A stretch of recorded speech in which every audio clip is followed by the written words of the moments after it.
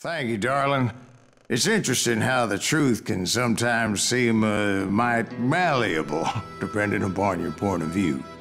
Like how those dime novels make you out to be something you're not? Jack, don't be starting trouble. No, he's right. They do tend to exaggerate. Did they exaggerate your part in taking down the Daltons? Well, I was there in the flesh, boy, so I saw what happened firsthand.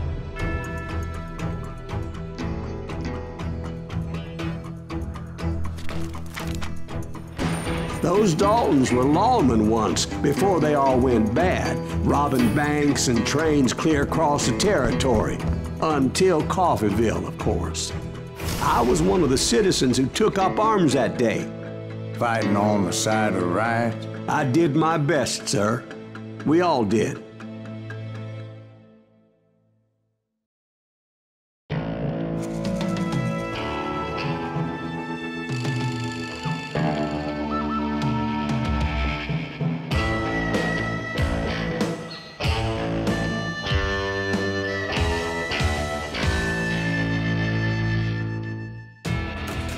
It was early morning. One of my friends was a local gunsmith, and he handed out firearms to anybody who'd take one. You see, the Daltons got it in their heads to rob 2 banks at the same time. 2 banks on the same damn street. Story was Bob Dalton's girl was always writing him about how he had no ambition. Oh, you're nobody next to Jesse James, she'd say. Finally, the bastard took his brothers to Coffeyville just to shut her up. Well, the locals recognized the Daltons right off. Before they could get away, half the town took up arms to defend their property.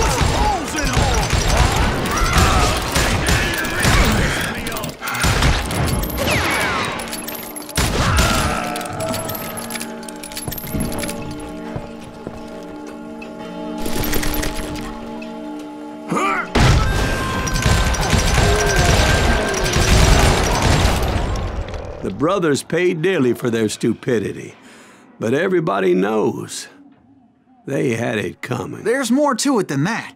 I read all about that day, so I know for a fact that it went down very differently. First of all, it was high noon. A posse of U.S. deputy marshals were on the rooftop across the street. Get ready, boys. They're gonna make a move. The lawmen had been tracking the Daltons for months. Now they finally had them dead to rights. Among them was a bounty hunter feared by many a lawbreaker. This man had no intention of letting the Daltons slip away. The marshals tried to get the Daltons to surrender. They'll give up eventually. We just gotta wait for them to get you down. This bounty hunter knew that the brothers were far too proud to ever lay down their guns. He went in there alone to confront those criminals. One of the marshals shouted, "Where are you going? Are you crazy?" Hey, where do you think you're going, dumbass? That rifle's mine. But he paid him no mind. He saw a way to get around to the back of the bank. Then he figured out how to hit the Daltons from a direction they weren't expecting. A moment later, he was climbing up a steep ladder, laughing at danger as he did. It was brave men like him who risked their lives to tame this wild country.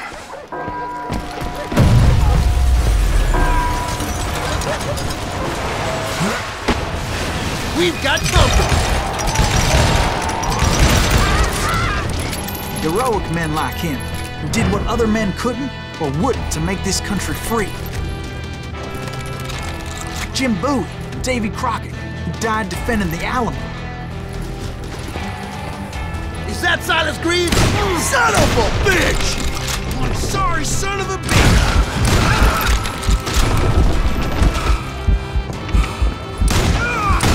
Get out here! I ain't backing down!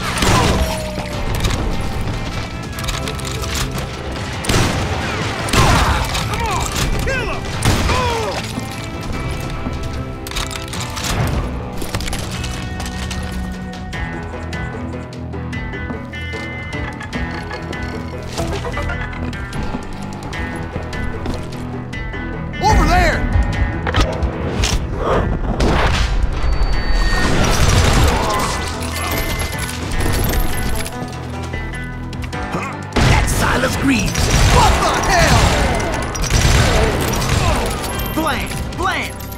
came away victorious, taking down those thieving Daltons.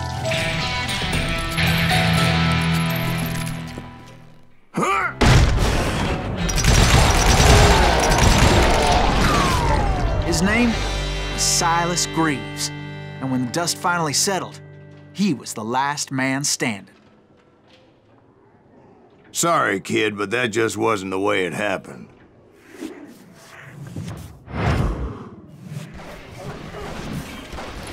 It was early evening, not high noon.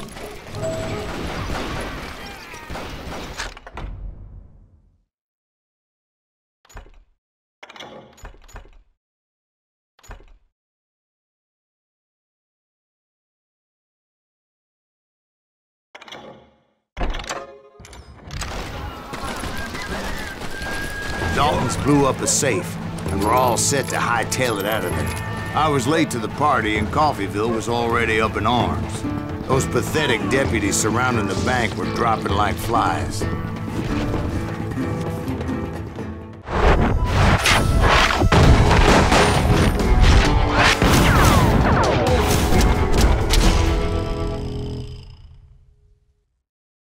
I had been tracking those jokers for months, waiting for them to do something reckless.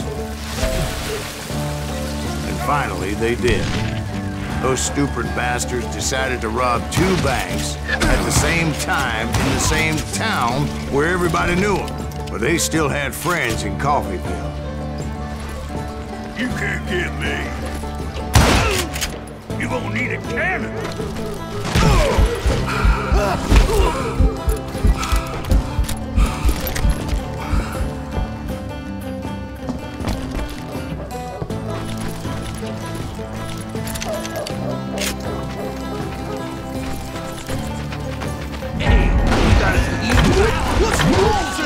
Those friends came after me like a pack of wild dogs, tooth and nail. They were coming at me from all directions. I caught sight of the Daltons running with the money and didn't want to lose it. The problem was, they knew the town better than I did. And to top it off, I found myself in the middle of another shootout entirely. Did the Daltons hole up in somebody's house? No, it was the Smiths, I believe. They were cousins of the Daltons. And they were shooting at the Browns, who were shooting at the Daltons. Which wasn't any surprise, because those 2 families have been feuding forever. And since the Joneses are related to the Browns, they shot at the Smiths, pissing off the Heimhoffers, whose daughter recently married a Smith. Well, bullets were flying every which way as all the old feuds in Kansas caught fire all at once. There was a hell of a lot of pissed off people in Coffeyville that day. But that's just the way life is sometimes. Shit happens.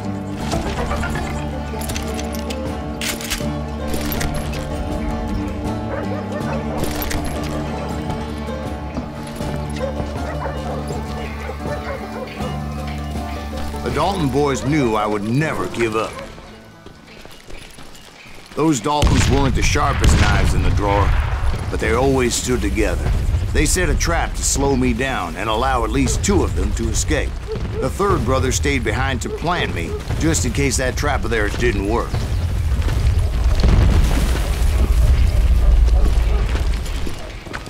It was Emmett, the youngest, and he decided to stand his ground and face me down. I ain't afraid of you, Silas Greaves. This is where it ends for you. He was determined to protect his brothers. And I understood how he felt. Taking me on all by his lonesome wasn't exactly a recipe for a long life.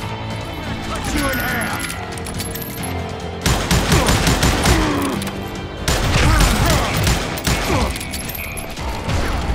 You messed with the wrong damn Dalton.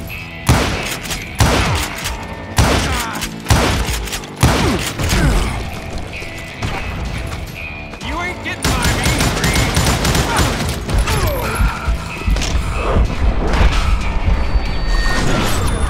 Next time I won't miss. I'll blow your head clean off.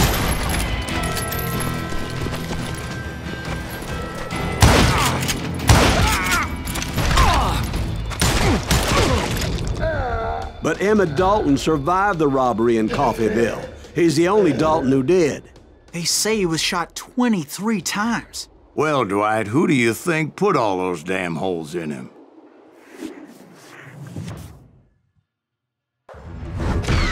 But I have to admit, that boy had grit.